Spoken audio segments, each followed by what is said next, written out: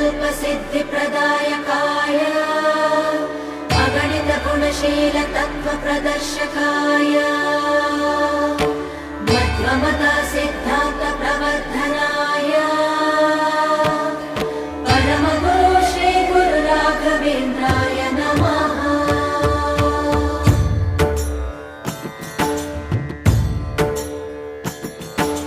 पूज्याय राघवेन्द्राय सत्यधर्मरताय च भजतां कल्पवृक्षाय नमतां कामधेनवे।